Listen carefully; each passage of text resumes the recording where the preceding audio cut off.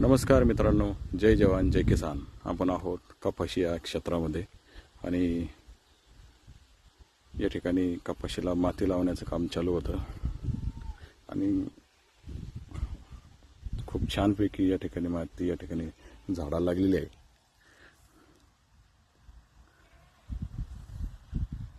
खत वगैरे टाकून माती लावलेली आहे आणि परत एकदा पावसाची या ठिकाणी गरज आहे.